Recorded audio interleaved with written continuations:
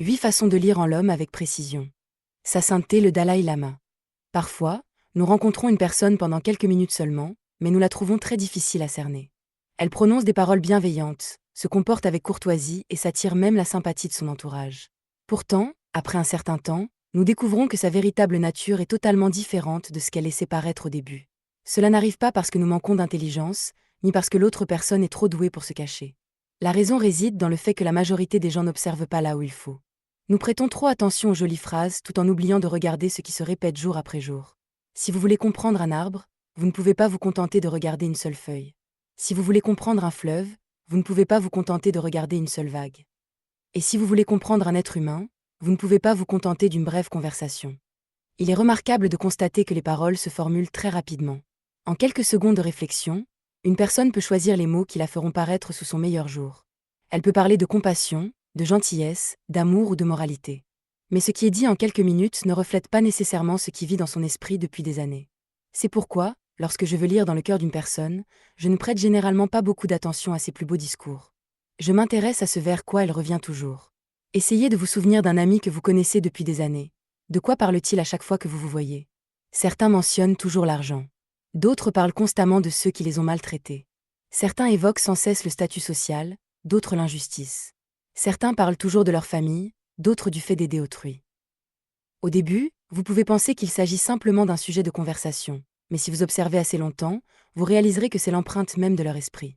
L'esprit laisse toujours des traces, et ces traces apparaissent dans les choses qu'une personne répète inlassablement. Qu'une personne parle toujours d'argent ne signifie pas qu'elle est mauvaise, mais cela montre que l'argent occupe une place immense dans ses pensées.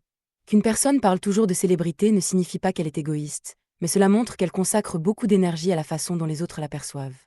Qu'une personne parle toujours de ses blessures passées ne signifie pas qu'elle est faible, mais cela montre que le passé est encore bien vivant en elle. Il y a des gens qui entrent dans une pièce, et après seulement quelques minutes, commencent à raconter leur succès. Ils parlent de leurs connaissances célèbres, de leurs relations particulières, de leurs accomplissements dont ils sont fiers. À première vue, cela semble anodin. Mais si c'est ainsi à chaque fois, année après année, vous comprendrez que ce qu'ils désirent réellement, ce n'est pas partager. Ce qu'ils désirent ardemment, c'est être reconnus. À l'inverse, il y a des personnes qui parlent très peu d'elles-mêmes et qui, au lieu de cela, prennent des nouvelles des autres. Elles s'intéressent aux difficultés de leur interlocuteur. Elles veulent savoir comment se passe votre journée, ce qui vous inquiète.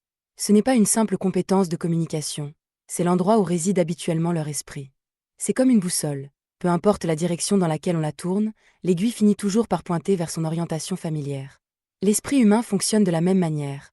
Même en abordant des sujets variés, il revient toujours à ce qui compte le plus pour lui. Certaines personnes passent leur vie à se cacher, mais se révèlent involontairement à travers leurs répétitions. Observez les conversations de la vie quotidienne. C'est lorsqu'on essaie plus d'impressionner qui que ce soit que la véritable nature se dévoile le plus. Dans les moments de détente totale, les gens ne filtrent plus autant leurs propos. C'est alors que ce qui se trouve au plus profond de l'esprit émerge naturellement. Il y a un phénomène très intéressant. Une personne habitée par de nombreuses peurs parlera beaucoup de sécurité. Une personne qui manque de confiance en elle parlera beaucoup de supériorité. Une personne qui a soif d'amour parlera beaucoup de solitude. Une personne blessée parlera beaucoup des fautes des autres. Car ce qui est répété ne reflète pas seulement ce que l'on aime, cela reflète aussi ce qui nous manque. Une personne assoiffée pensera à l'eau bien plus qu'une personne qui vient de se désaltérer.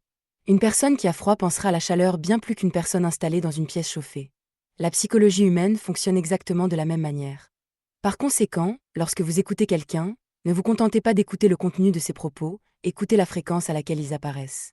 Si sur 10 histoires, 8 concernent la rivalité ou le besoin de l'emporter sur l'autre, demandez-vous ce qui se passe à l'intérieur de cette personne. Si sur 10 rencontres, elle évoque 8 fois les injustices qu'elle a subies, demandez-vous ce qui n'a pas encore été guéri. Si, dans presque toutes ces conversations, elle parle de gratitude, de gentillesse et de la joie d'aider les autres, vous êtes également en train de percevoir une vérité profonde chez elle. Beaucoup pensent que lire en l'homme consiste à observer le regard, les gestes ou les expressions du visage. Ces éléments ont une certaine valeur, mais ils changent très vite. Aujourd'hui, une personne peut être fatiguée, et demain elle peut être joyeuse. Le regard et les expressions sont influencés par les émotions de l'instant. En revanche, les choses répétées au fil des années reflètent la structure plus profonde de la conscience. Vous n'avez pas besoin d'être un expert en psychologie pour le comprendre, il suffit d'observer avec patience. Il y a ceux qui parlent toujours de ce qu'ils veulent recevoir, et ceux qui parlent toujours de ce qu'ils veulent donner. Ces deux types de personnes vivent dans deux mondes intérieurs totalement différents. Certains voient une opportunité de profit partout où ils vont, tandis que d'autres y voient une opportunité d'aider. Le monde extérieur n'est pas aussi différent qu'on le pense. Ce qui diffère, c'est la direction vers laquelle se tourne leur esprit. En observant plus longtemps, vous découvrirez autre chose. Les êtres humains finissent souvent par devenir ce à quoi ils pensent le plus. Celui qui parle toujours de haine finit par porter le visage de la haine.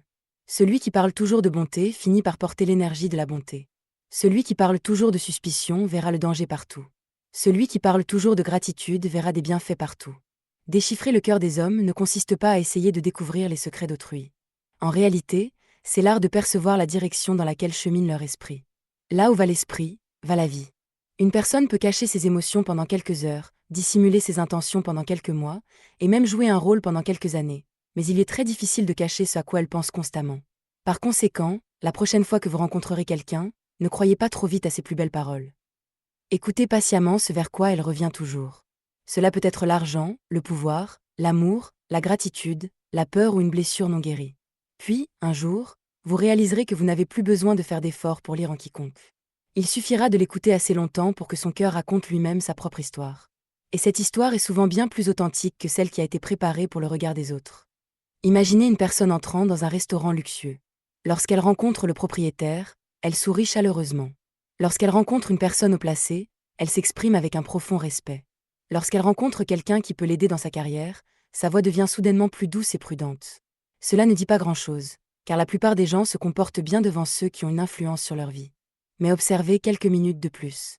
Lorsque le serveur apporte accidentellement le mauvais plat, comment son attitude change-t-elle?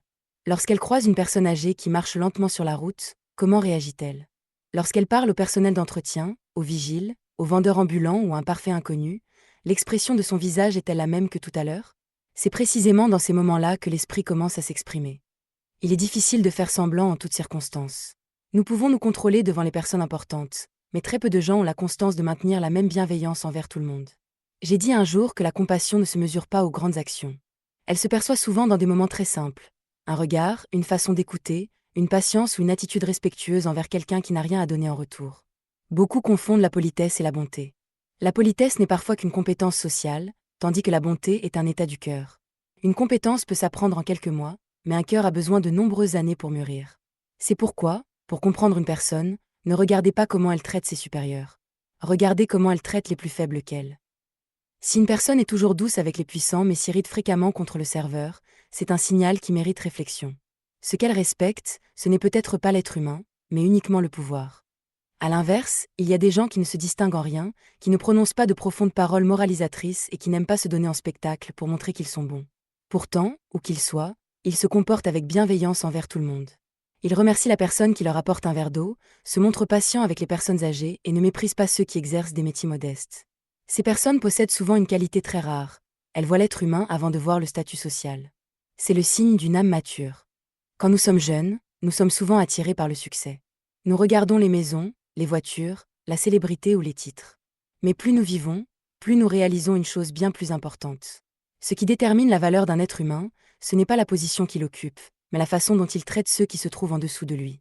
Une haute montagne n'a pas besoin de prouver qu'elle est plus haute que la plaine. Un grand fleuve n'a pas besoin de se moquer des petits ruisseaux. Les personnes véritablement profondes sont ainsi.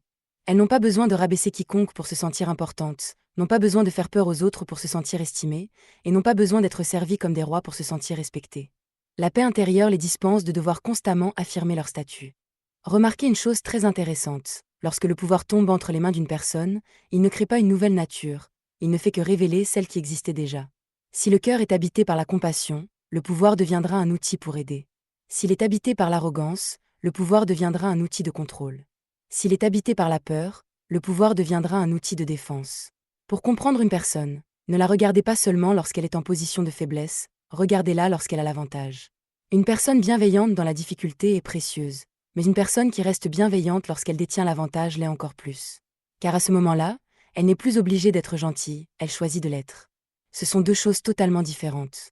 Dans la vie, beaucoup passent beaucoup de temps à juger les autres sur les apparences. Ils regardent les vêtements, la façon de parler, les diplômes ou le statut social. Mais ces choses ne sont que la couverture d'un livre. Pour en connaître le contenu, il faut observer les plus petits détails. Une personne se penche-t-elle pour ramasser un objet que quelqu'un a fait tomber? Conserve-t-elle son respect en cas de divergence d'opinion? Continue-t-elle à traiter avec gentillesse celui qui ne peut lui apporter aucun bénéfice? Ces petits gestes en révèlent souvent bien plus qu'un long discours. Car en fin de compte, ce qui forge la qualité d'un être humain, ce n'est pas la façon dont il est traité, mais la façon dont il traite les autres. Et si vous voulez lire dans le cœur des gens avec plus de précision, gardez ceci à l'esprit. Lorsqu'une personne se tient devant un homme riche, elle montre peut-être l'image qu'elle veut que l'on voit d'elle. Mais lorsqu'elle se tient devant un indigent, un être vulnérable ou quelqu'un qui ne lui est d'aucune utilité, elle montre généralement qui elle est vraiment. Cette différence est parfois infime, mais si vous observez assez longtemps, elle deviendra aussi claire que le soleil de midi. Et de là, vous comprendrez une vérité profonde. L'esprit d'une personne ne se reflète pas dans les endroits où elle souhaite être vue, mais dans ceux où elle pense que personne ne la regarde. Il y a des gens qui, toute leur vie, croient connaître parfaitement leur entourage. Ils vivent ensemble pendant des années, travaillent ensemble pendant des décennies, discutent des milliers de fois. Pourtant, un jour ou l'autre, ils s'exclament : « Je n'aurais jamais cru que cette personne était ainsi. » En réalité, ce n'est pas que cette personne a soudainement changé. Dans bien des cas, cette nature existait depuis longtemps, elle n'avait simplement pas rencontré les circonstances propices pour se manifester. C'est pourquoi, pour lire avec plus de justesse dans le cœur des gens, ne les regardez pas seulement quand la vie leur sourit. Observez ce qui les irrite. Cela semble simple, mais c'est l'une des portes les plus profondes menant vers l'intimité de l'esprit humain. Car lorsque tout se passe comme prévu, la plupart d'entre nous se ressemblent. Tout le monde peut sourire face aux compliments. Tout le monde peut se montrer généreux quand il n'y a rien à perdre.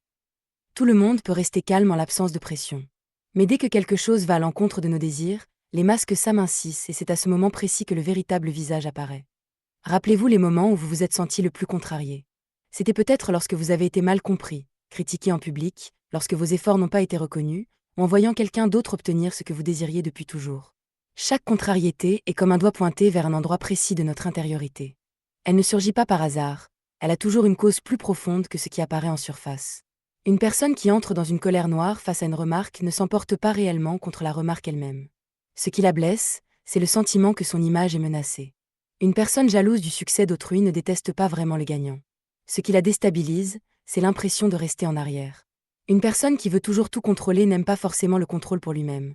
Ce qu'elle craint réellement, c'est l'incertitude. Derrière chaque réaction excessive se cache une peur qui subsiste en silence. C'est une chose que très peu de gens réalisent. Nous pensons souvent que la personnalité s'exprime à travers ce que l'on aime. Mais bien souvent, elle se manifeste plus clairement à travers ce que l'on ne supporte pas. Certains ne supportent pas d'être méprisés, d'autres de perdre le pouvoir, d'autres d'être abandonnés, et d'autres encore de passer inaperçus. Si vous observez assez longtemps, vous verrez que chaque être humain possède un point de grande sensibilité.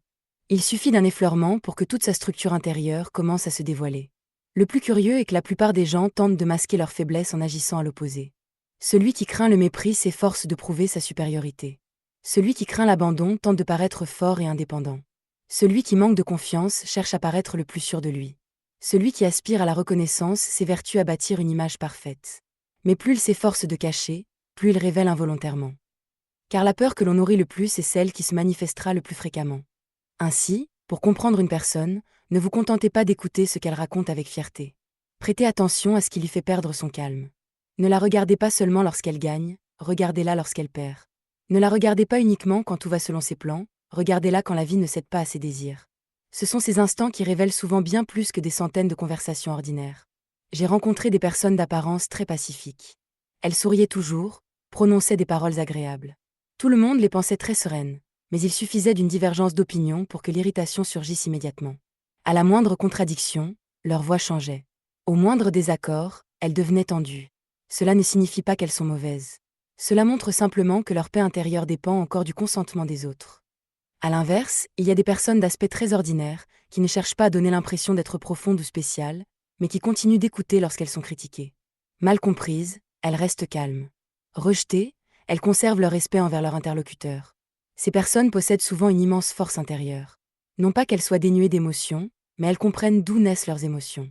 C'est aussi pourquoi le sage ne se hâte pas de juger les autres sur une réaction passagère. Il cherche la cause profonde. Il comprend que derrière la colère se cache souvent une blessure, derrière l'arrogance un complexe, derrière le contrôle une peur, et derrière l'envie un sentiment de manque. Plus nous regardons en profondeur, moins nous jugeons, et mieux nous comprenons l'être humain. En réalité, lire en l'homme ne sert pas à se méfier de tout le monde. Le but profond est de comprendre le fonctionnement de l'esprit humain. En comprenant cela, vous ne percevez pas seulement les autres plus clairement, vous vous percevez vous-même avec plus de lucidité. Car les éléments qui indisposent les autres existent aussi, à des degrés divers, en chacun de nous, la seule différence réside dans l'intensité de leur manifestation. À partir d'aujourd'hui, face à une nouvelle rencontre, Ne votez pas de juger sur une apparence courtoise ou des paroles flatteuses. Soyez un peu plus patient. Observez ce qui lui ôte sa paix, ce qui la fait réagir vivement, ce qu'elle ne parvient pas à lâcher. Car bien souvent, le plus grand secret d'un être humain ne réside pas dans ce qu'il aime le plus, mais dans ce qu'il refuse le plus d'accepter. Et c'est précisément cet endroit qui nous rapproche le plus de sa véritable nature, bien plus que n'importe quel masque porté au quotidien. Toutes les paroles ne sont pas prononcées à haute voix, toutes les pensées ne s'expriment pas par des mots. Il y a des choses que les hommes gardent secrètes si longtemps qu'ils finissent par croire les avoir oubliées. Pourtant, l'intériorité ne s'efface jamais vraiment, elle change simplement de mode d'expression. C'est pourquoi, pour comprendre quelqu'un en profondeur, n'écoutez pas seulement ce qu'il dit, écoutez ce qu'il évite toujours. C'est un art de l'observation d'une grande finesse. Beaucoup peuvent passer des heures à parler de leur travail, de l'argent, de leur famille, de leurs amis, de leurs projets d'avenir ou de leur succès passé. Ils parlent beaucoup, avec aisance et naturel. Mais il suffit d'aborder certains sujets pour que l'atmosphère change instantanément. Ils détournent la conversation, rient pour meubler le silence, répondent de manière évasive ou cherchent à mettre fin à l'entretien. C'est à ce moment précis qu'une petite porte de leur jardin secret s'est entr'ouverte par mégarde. L'être humain cache naturellement ce qui le fait le plus souffrir. C'est tout à fait normal. Personne ne souhaite raviver une blessure ouverte. Personne n'aime affronter des souvenirs douloureux. Personne n'aime admettre les peurs qu'il porte encore en lui. Mais il est remarquable de constater que ce qui est évité exerce souvent une influence majeure sur la vie. Certains évitent d'évoquer leur enfance, d'autres ne veulent jamais parler de leurs parents. Certains racontent très rarement leurs relations passées, d'autres fuient toute discussion liée à l'échec. De l'extérieur, on n'y voit que de la pudeur. Mais si vous observez assez longtemps, vous réaliserez que ces silences racontent une histoire en soi. Une pièce fermée à clé ne signifie pas qu'elle est vide. Bien souvent, c'est la pièce la plus hermétiquement close qui renferme le plus de choses. Il en va de même dans la vie. Il y a ceux qui affirment ne pas se soucier de l'argent, alors que presque toutes les décisions de leur existence gravitent autour de lui. Il y a ceux qui prétendent avoir tiré un trait sur le passé, mais dont le regard change instantanément à l'évocation d'un ancien nom. Il y a ceux qui soutiennent n'avoir besoin de la reconnaissance de personne, alors que le moindre jugement extérieur suffit à les priver de sommeil pendant des nuits. La vérité ne réside pas toujours dans les déclarations, elle se trouve souvent dans ce que l'on est incapable d'affronter. Si vous vous asseyez aux côtés d'une personne assez longtemps, des instants suspendus apparaîtront. La conversation s'arrête quelques secondes, son regard se perd au loin, sa voix ralentit, son sourire perd son naturel. Ce sont des moments impossibles à simuler. L'intériorité traverse son visage avant de retourner dans son refuge. Ceux qui possèdent une grande expérience de la vie ne lisent pas les autres en écoutant de longs discours. Ils observent les pauses, prêtent attention aux sujets systématiquement omis, écoutent les réponses incomplètes. Car parfois, un silence de 5 secondes en révèle davantage qu'une conférence d'1 heure. Cela ne signifie pas qu'il faille fouiller dans les blessures d'autrui ou chercher à percer ses secrets intimes.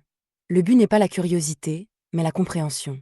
En comprenant que chacun porte en soi des récits indicibles, nous devenons moins prompts à juger. Vous êtes-vous déjà demandé pourquoi deux personnes, entendant la même phrase, réagissent de manière totalement opposée? L'une l'oublie aussitôt, tandis que l'autre en souffre pendant des jours. La cause ne réside généralement pas dans la phrase elle-même. Elle réside dans ce que cette phrase a touché par mégarde. Chaque être humain abrite une zone de mémoire silencieuse. Certains souvenirs deviennent des sources de force, d'autres des cicatrices. Qu'on les voit ou non, ils influencent la manière d'aimer, de faire confiance, de choisir et de percevoir le monde. C'est pourquoi, pour comprendre quelqu'un, ne vous limitez pas à ce qui se présente sous vos yeux. Rappelez-vous que vous ne percevez que la partie émergée de l'iceberg. La partie immergée est toujours plus vaste. Une douleur non apaisée, une perte non acceptée, un rêve brisé, une parole d'autrefois restée gravée dans le cœur, tout cela peut façonner silencieusement la personne d'aujourd'hui. En mûrissant, je réalise de plus en plus que la compassion commence par la capacité à percevoir ce que les autres ne disent pas. Une personne irritable est peut-être épuisée, une personne froide est peut-être blessée. Celle qui cherche constamment à faire ses preuves dissimule peut-être un profond sentiment d'infériorité. Celle qui veut tout contrôler cohabite peut-être avec une peur de l'abandon ancrée de longue date. En voyant les choses ainsi, notre façon de traiter les autres se transforme. Le jugement cède la place à la compréhension, et l'impatience à la mansuétude. Et le plus singulier, c'est qu'en comprenant mieux les autres, nous nous comprenons mieux nous-mêmes. Car chacun de nous possède ses propres silences, ses histoires tues et ses portes closes. La vie ne nous demande pas de percer tous les secrets d'autrui. Le plus précieux est d'apprendre à reconnaître que derrière chaque visage ordinaire existe un vaste univers intérieur. Et parfois, le signe le plus probant pour comprendre un être ne réside pas dans ce qu'il confie au monde entier, mais dans ce qu'il porte secrètement depuis des années sans jamais l'avoir révélé à quiconque. Il est une manière d'observer les hommes que la jeunesse saisit rarement, mais dont nous mesurons la valeur à mesure que nous avançons sur le chemin de la vie. Ne regardez pas ce qu'une personne possède, regardez ce qu'elle a perdu tout en gardant la force de sourire et de continuer à avancer. Car les plus belles vertus humaines ne naissent pas dans les jours faciles. Elles se forgent au cours de longues nuits ignorées de tous, de chutes dont il a fallu se relever seul, et de pertes que les mots ne peuvent décrire. Dans notre jeunesse, nous admirons la réussite. Nous voyons l'éclat, les résultats, ce qui émerge en surface. Mais le temps nous enseigne une autre leçon. Deux personnes peuvent afficher le même sourire, sans que leur joie ait la même source. L'une sourit parce que sa vie est douce, l'autre sourit après avoir traversé de nombreuses tempêtes. Ces deux sourires se ressemblent extérieurement, mais leur profondeur est sans commune mesure. Pour comprendre véritablement une personne, observez comment elle porte ses blessures. Toute souffrance ne rend pas profond, toute perte ne rend pas indulgent. La douleur est semblable au feu. Certains en sortent transformés en une lumière qui réchauffe les autres, tandis que d'autres en gardent une amertume pour le reste de leur jour. C'est ce choix qui révèle la nature profonde d'un être. Certains, ayant été trahis, n'osent plus accorder leur confiance. Leur cœur se referme peu à peu, ils vivent sur leur garde, voyant partout un risque de blessure. Mais d'autres, ayant connu une trahison profonde, deviennent plus doux envers autrui.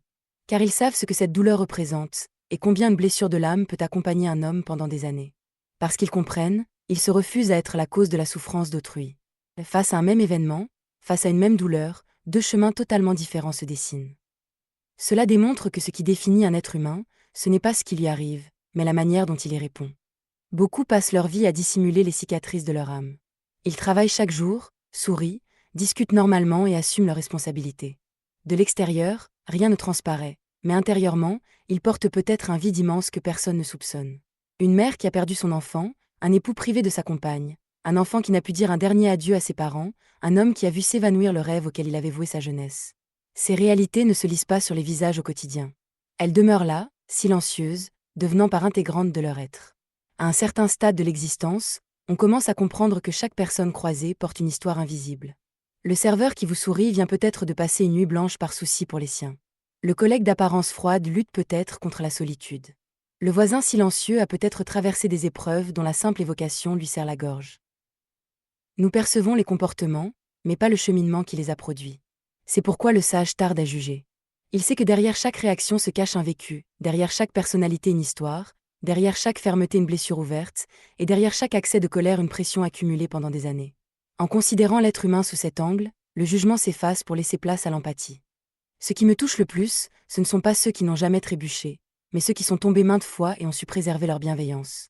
La vie peut les dépouiller de leurs biens, de leurs opportunités ou des êtres qui leur sont les plus chers, elle ne peut leur ravir la bonté de leur cœur. C'est une force très rare. Car préserver sa bonté quand tout est favorable est aisé. La préserver après avoir été maintes fois blessé est ce qui force le respect.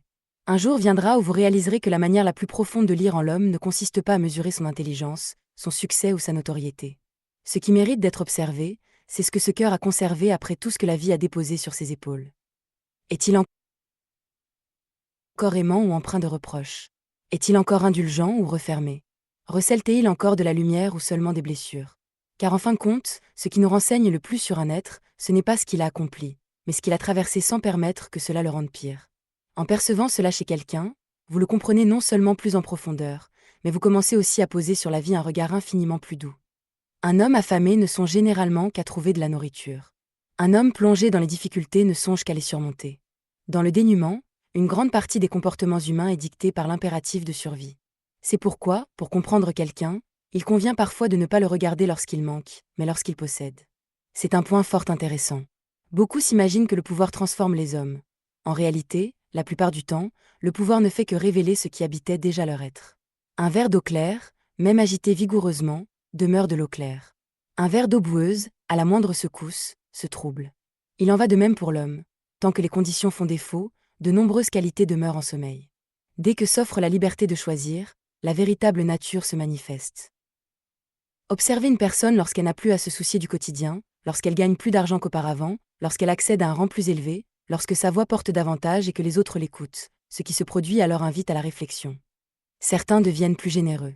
Ils se souviennent de leur jour de disette, se montrent prêts à soutenir autrui et n'oublient pas la sensation d'avoir dû s'en sortir seul dans les moments les plus rudes. Le succès élargit leur cœur. Mais d'autres évoluent à l'inverse. Plus ils possèdent, plus ils craignent de perdre. Plus ils s'élèvent, plus ils suspectent leur entourage. Plus ils captent l'attention, plus ils la convoitent. Le succès ne leur apporte pas la paix, il offre simplement un terrain propice au développement de leurs anciennes terreurs. C'est ainsi que certains, pauvres matériellement, s'avèrent d'une grande richesse d'âme, tandis que d'autres, possédant presque tout, éprouvent un manque perpétuel. Ce qui manque réellement à l'homme n'est pas toujours ce qu'il recherche à l'extérieur.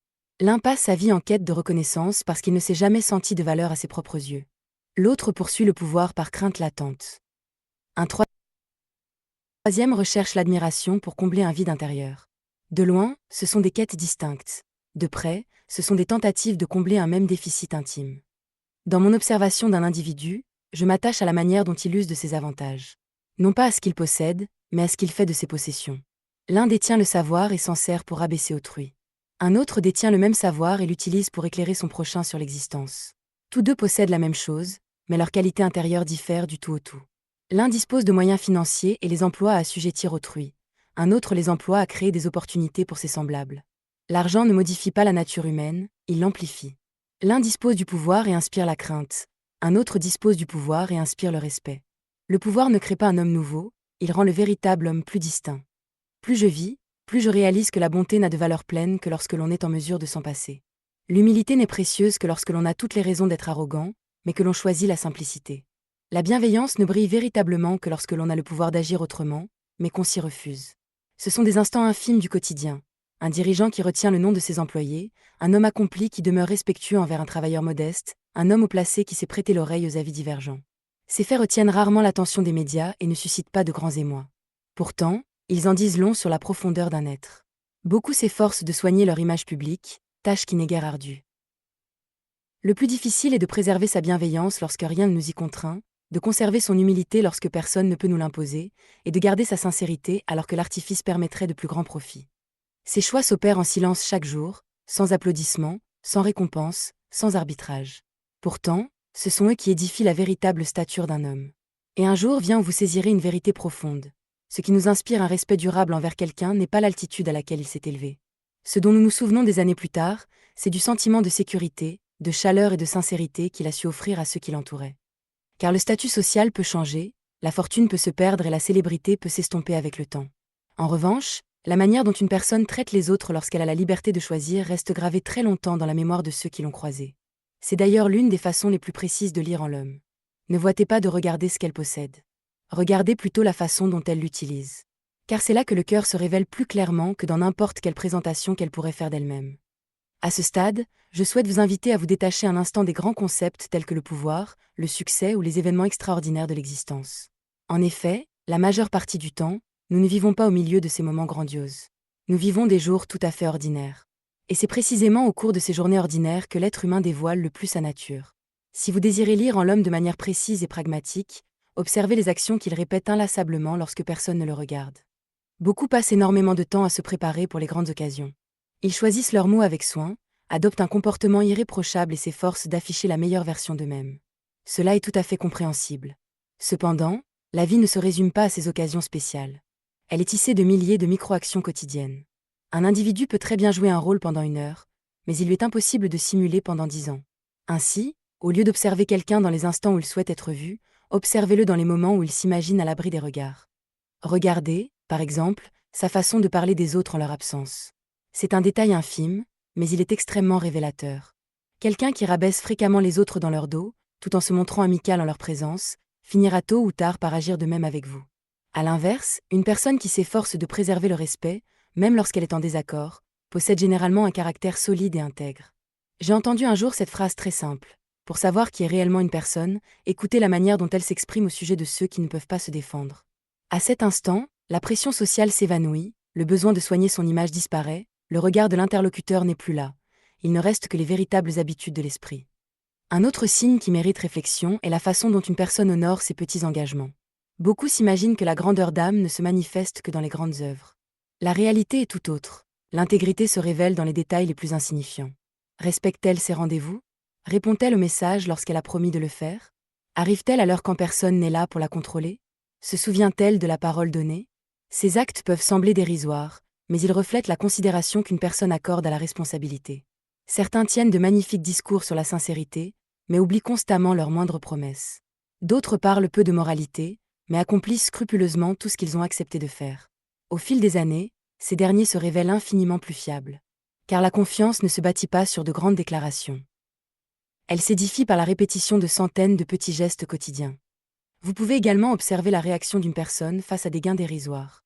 C'est là que la véritable nature humaine apparaît de façon flagrante. Une somme d'argent minime erronée sur une facture, un petit avantage indu que personne ne remarquera, une occasion de s'attribuer la meilleure part en secret. Dans de telles situations, les pressions extérieures s'effacent.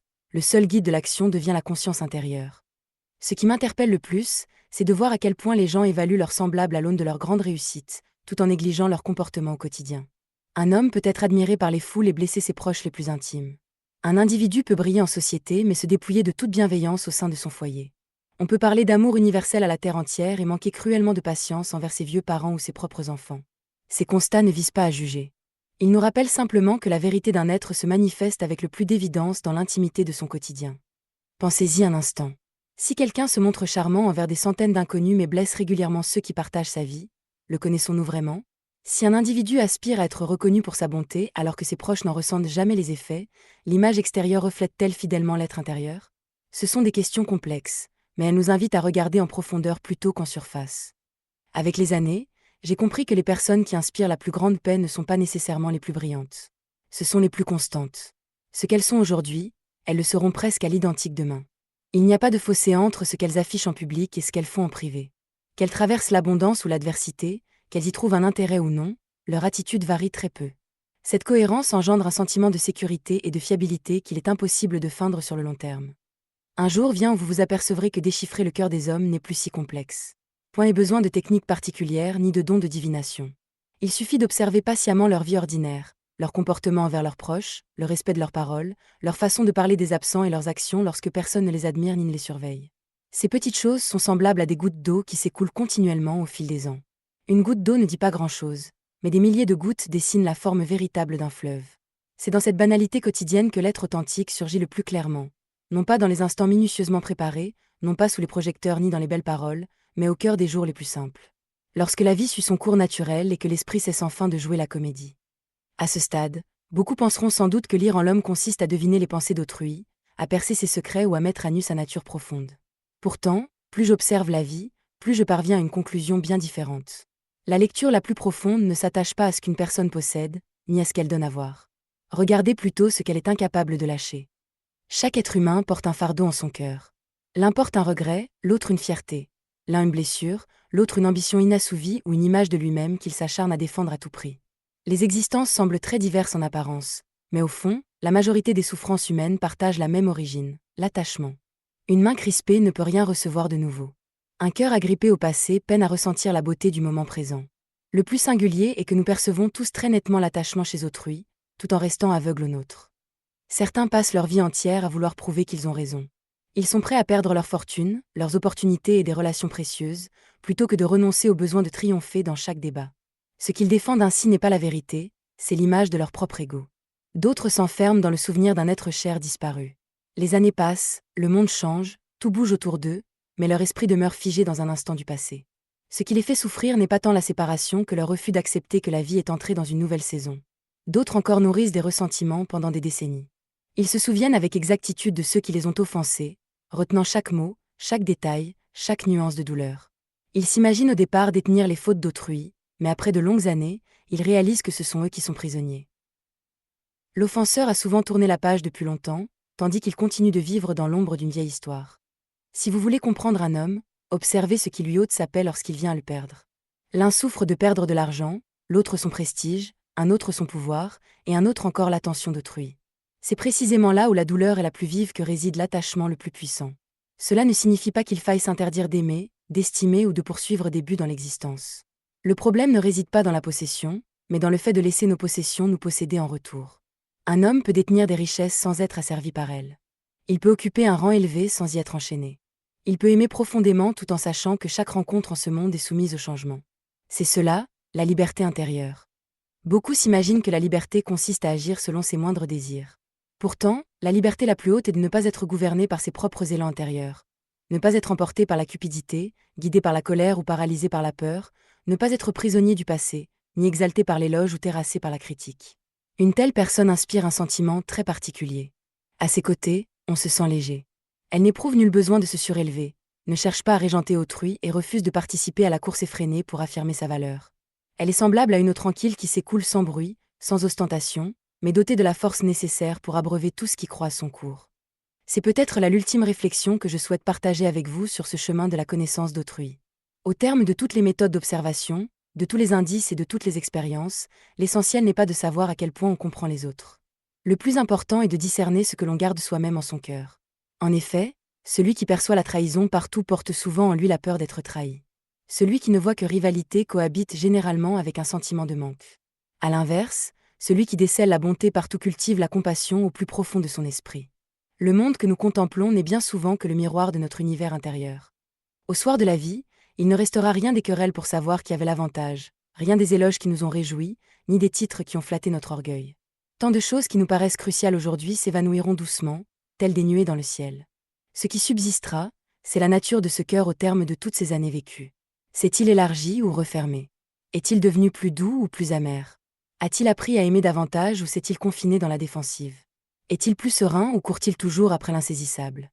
Ainsi, la manière la plus subtile de lire dans le cœur des hommes nous ramène invariablement à nous-mêmes. Chaque fois que vous remarquez une vertu chez autrui, demandez-vous dans quelle mesure elle est présente en vous. Chaque fois que vous observez un attachement chez votre semblable, interrogez-vous sur ce que vous tenez vous-même fermement. Chaque fois que vous aspirez à comprendre un autre cœur, accordez-vous un instant pour écouter le vôtre. Car celui qui se comprend lui-même est moins sujet à se laisser abuser par les apparences extérieures. Celui qui se comprend devient moins prompt au jugement et plus ouvert à la compassion. Et celui qui comprend son propre cœur, quelles que soient les vicissitudes de l'existence, conserve toujours un havre de paix où se réfugier. Dès lors, pénétrer l'âme d'autrui n'est plus une simple compétence technique. Cela devient une communion spirituelle. Une communion née de l'expérience, de la compassion et de l'aptitude à discerner l'être humain par-delà tous ses masques. C'est là le plus beau présent que la sagesse puisse offrir à une vie humaine.